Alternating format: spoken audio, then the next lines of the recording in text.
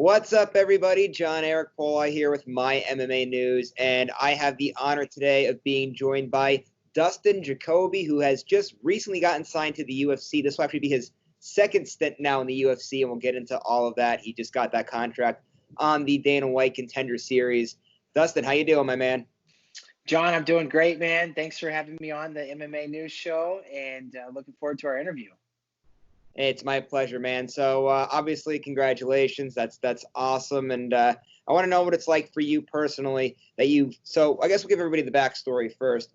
You were in the UFC, you had 2 fights, you got cut by the promotion, and there was a 10-year gap that you had before getting signed back. So what's it like for you to be getting back into the UFC after a little 10-year hiatus there? I'm super excited, man. It was a lot of hard work. It was a lot of perseverance. It was a lot of pushing through, a lot of ups, a lot of downs, bone breaks, tears shed. It was just a really long journey. And to think of how much I've went through and to think that now the hard work starts all over again. So it's been quite a ride, man. Like I said, it's almost been a decade since I was back in the UFC, since I was in the UFC, and now I'm back in it. So once it started settling in on Tuesday night, it got a little bit of emotions, but it got a little emotional. But it's just exciting time, and I feel like I'm back where I belong. Yeah, I want to ask you too, somebody that was in your shoes. So whenever we look at the Contender Series, a lot of times you think you need to get that big finish in order to get signed. So you make that impression on Dana White. So the last fight to go out there. There was 4 fights that night. There was 2 finishes and 2 impressive finishes too.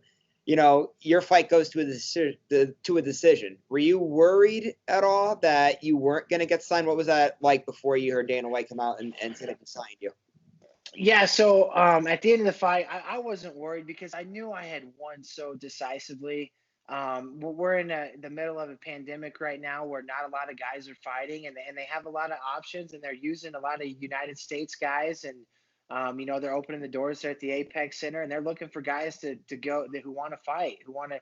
So I knew that I won hands down. There was going to be no controversy there. I wasn't sure if I was going to get the contract afterwards because I didn't get the finish. And, I certainly tried for rounds 1 and 2. I gave everything I had and hit a little bit of a wall there in the 3rd round and had a little bit of an adrenaline dump. So I had my doubts, but at the same time, I knew it was a win-win situation. I knew I was in the driver's seat. And if I didn't get a contract that night, I'd be getting a call soon. But here we are. I'm glad I got the contract. It makes everything a little bit easier. And now we can go forward as a UFC fighter. So I'm going to ask you about your future in the UFC in a little bit, but for the time being, I just want to head back to your first stint in the UFC. I know you had 2 fights there before you were being cut by the promotion. What did you learn from those first 2 fights that you had in the UFC? Those fights were just so long ago, and the big thing, I wasn't ready. I didn't have the experience behind me. When I say that, I had 10 amateur fights. I was 9-1 as an amateur. I turned pro in November 2010. By October 2011, I was already 6-0. I was beating good guys, but I just, the first time I sat in that UFC locker room and I had the fighters meeting and Dana White, you walked in and it was BJ Penn and Nick Diaz and Chet Congo and, all these other guys. I'm in the room. I'm looking around. I'm thinking to myself, man, do I really belong here? And you can't be having those thoughts, when you're in the UFC. Like right now, I'm looking forward to a fighter meeting. I'm looking forward to Dana coming in. I'd be like, hey, man, you ready to dish me out that 50K? You ready to dish out a bonus? Like, I'm ready to go get it. Whereas the first time, I just wasn't ready. I wasn't ready mentally. I'd never been taken down in fights before. So there's a lot to be said for the experience. And, like I said, those fights were so long ago. I've had so many more battles since then and so many more experiences to bring along and bring into the cage with me. And now I know that right now I'm more than ready than I ever have been. I wanted to ask you too, just about that experience. Just how would you say that you evolved as a fighter over the course of the, your first stint to current day 2020? Oh, it's night and day difference, man. I mean, like I said, experience is everything. And when I was a young kid, everybody would say that. I'd fight older guys and be like, you got to be careful, man. He's got the experience. And when you're young, you don't experience what experience? I get to fight. But dude, it really does matter. Experience is everything, and just getting comfortable and really believing in your abilities and going through the battles.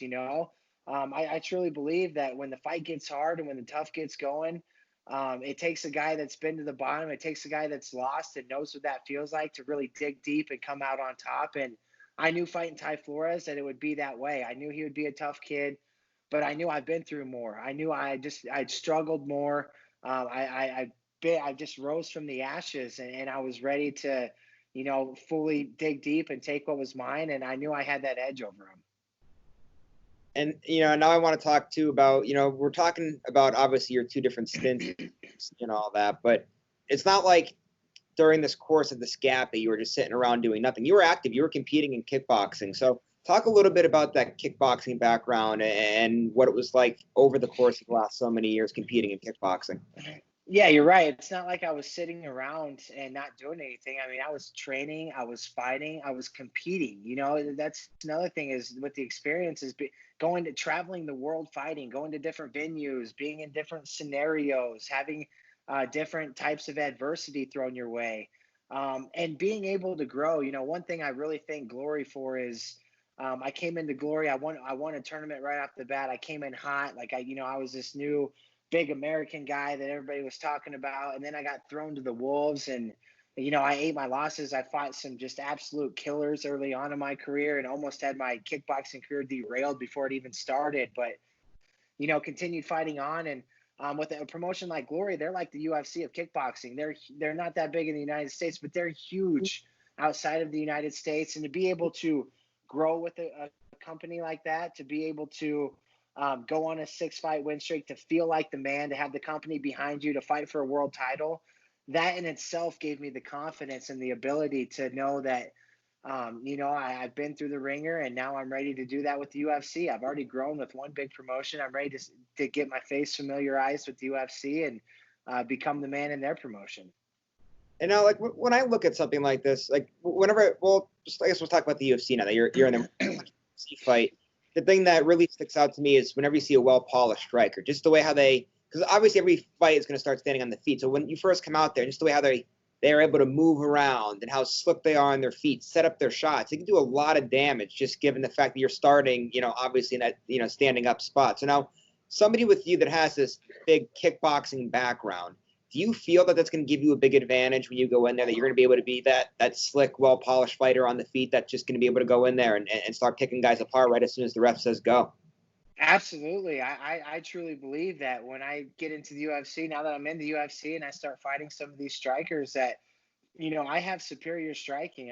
My striking skills are at the highest level they've ever been. And I credit that to, my years of going through the ranks in Glory and fight and having superb training and, training over in Holland. My coach is Mark Montoya. He's a Muay Thai guy. So, we train a lot of Muay Thai and, I feel like my stand-up skills are already. I could walk into the light heavyweight division in the UFC right now and be one of, if not the best striker in that division. So I truly believe that. I think that's going to show in my fights. I think I've got my range down. I'm 6'3", 6'4". One thing when I first started working with Mark, he's like, man, you fight like you're 5'10".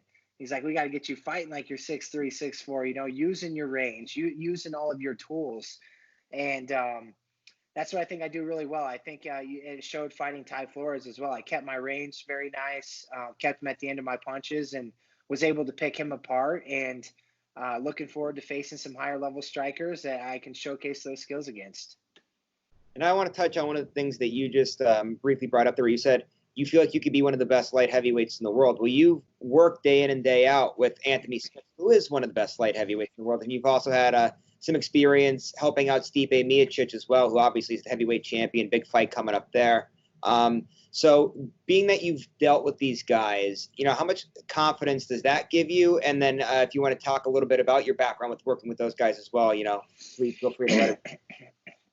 Yeah, man, my confidence is through the roof throughout my own career. But like you said, a guy like Anthony is a guy I really looked up to. We came up in the same era. We came up, both Midwest guys, both small town guys. I fought several of Anthony's teammates. I mean, there were times that I thought Anthony and I were going to fight, and Chris Camozzi as well, another one of our teammates. That I did fight Chris, and he came up. He almost fought Anthony, so we all kind of came up together. And to see him, I said earlier, perseverance prevails. To see him, go through his ups and downs, his rocky road, and to climb the ranks and get in the UFC and go on the run that he went on, that is very inspiring to me, because I truly believe that I'm about to go on one of those type runs where, I get 4, 5, 6 wins in a row, and we're up there knocking on the title picture, and timing's everything. Timing's everything in this sport. You look at Ronda Rousey, her timing in it. You look at Anthony's run. When the stars align just right, man, good things happen, and I feel like I'm in that position to do so. And then working with, when Stipe coached the Ultimate Fighter, and he's about to fight DC for the third time, being able to train with him and work with him, and just get all those guys gives me the confidence and just the ability and the belief that I belong. I want to ask you too one more thing with Stipe. Obviously, the big fight's in a couple of weeks. What's your prediction for that? You think Stipe and still? I think, and still, I think he gets it done, man. He's looking lean. He's looking mean. He's big and strong. DC says bring your wrestling shoes. And first off, man, I'm a huge DC fan too. I love DC. I admire the hell out of that guy. I respect that guy. If you watch him, at heavyweight, he's one of the best heavyweights ever. Until that loss to Stipe, he never lost a heavyweight. Other than John Jones, he never lost a round in MMA. The guy's unbelievable. I remember walking up to him, and of course he's not that big, he's not that tall. So, and I'm like Stipe's height too. So I walked up to him. I'm like, man, it's crazy, like looking at you right now, me being like this big, but just knowing you could pick me up on my head and dump me. So I really look up to DC. He's an incredible fighter, incredible athlete, incredible competitor. But I got to go with my man, Stipe. I think that he's going to get it done. I think that, if you watch their first fight, he was kind of wrestling on DC. He was grinding on him. DC never really wrestled him in their two fights. So, he's been saying, bring your wrestling shoes. So it's going to be interesting, man, but I got to go with the champ. I got to go and still. I hear you there. And now I want a couple other things here before I let you go. And this one, I probably realistically should have opened up and asked you about this, but everyone's been watching this interview and they see, a little bit of swelling underneath. Looks like there's some stitches there above the eye. Kind of explain. I know obviously you just had the fight. That's what it's from. But if you want to go ahead and explain what's going on there and what. Yeah. Unfortunately, the only significant strike he landed in the fight, it was towards the end of round 2, or maybe the beginning of round 2, maybe the beginning of round 3. Hell, I still haven't watched the fight. I need to go back and watch it. But yeah, I was just being lazy in the clinch. I was kind of, being lazy up against him, trying to do some dirty boxing, and he got me with a big knee. And I wasn't sure if I was cut when it happened. I thought I saw a piece of my eye like drop down. So I immediately started rubbing it on his chest, grinding on him to see if I was bleeding, and there wasn't any blood. So I was like, okay, I'm not cut. Yeah, it was the end of round 2, because I remember Herb Dean coming over and he grabbed me and he told the doctor to come in. I remember my coach coming in and, he's saying he's fine. Long story short, after the fight, my coach was like, man, I was so scared they were going to call the fight because of the cut. And I was like, nah, man. I was like, it wasn't meant to happen that way, But ended up getting 11 stitches. Crazy, on Tuesday night, I was fine, the eye was fine. It was stitched up. I could see it and everything. Wednesday morning, I woke up and the damn thing was swollen shut. So I was like, oh, well, what can you do, man? So it goes with it, hats off to Ty Flores. It's incredibly tough, incredibly durable. And yeah, the one significant strike he threw that he got me with got me pretty good. Well, luckily it didn't get stopped, because now here it is. You finally get this UFC opportunity now that you've been, waiting for since your first stint there. And now I just want to give you the chance now to tell all the fans in the world, because the UFC obviously is the biggest mixed martial arts promotion in the world. It has the most eyes on it. What can all of these fans expect when they see you back in the UFC now for the second time? Oh man, they can expect a veteran fighter who again has rose from the ashes, man. I've taken my bumps and bruises along the way. I've had my bumps in the roads, but anybody that watched me fight Tuesday night, they saw a warrior out there. They saw a guy that's going to come bring it, that's going to fight hard. And I truly believe, the cardio issue I had wasn't so much cardio as adrenaline dump.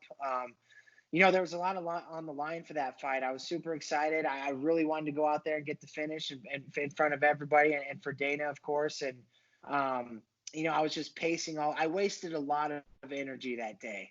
I was fired up all day long. I was jamming music all day long. I was bouncing in front of the mirror. I was, shadow boxing all day long. So I think I just had a little bit more of an adrenaline dump. My cardio is not an issue. It never has been. You're going to want to see a guy that comes out and fights. And I think that along this run I'm about to go on, I think I'm going to pick up some nice performance bonuses too. So I'm excited for the opportunity to do that. And I'm looking forward to seeing it. And then, Dustin, the last thing before I let you go, if you want to plug your social media, sponsors, anything along those lines, please go ahead. Yeah, you can find me Instagram, Twitter at the Hanyak DJ. The Hanyak's my nickname, Hanyak. Special shout out to my team at Factory X Muay Thai, my coach Mark Montoya, Busy, Professor Busy, Scotty, all the coaches. My team at Landau Performance that does an excellent job of getting us in shape for strength and conditioning. And you can tell, you watch my fight, you can see the speed that I display, extremely fast. And yeah, my agency, my manager, Jason House, my team at Iridium Sports Agency, those guys do an amazing job of taking care of me and making sure that all my needs are met. And I don't ever have to worry or second guess anything. They do an excellent job of that. So, and then I have a ton of sponsors. I every week I have something new coming to my door. So, I just got to get that plugged on Instagram and social media, and I'll get those out there as well. So, but special thank you to my family, friends, fans, all the above. I'm excited to go on a little run here in the UFC and put on a show for everybody. All right, Dustin, it's been a pleasure talking to you, man, and best of luck to you in what is now your second UFC stint. I'm sure you're going to go on that run that you've been talking about. I'm really looking forward to watching you go out there and compete inside the octagon. Yeah, I appreciate you, John, man. Looking forward to talking again after my first official UFC victory. Sounds good, my man, and I'll be here waiting for you. So best of luck. We'll see you.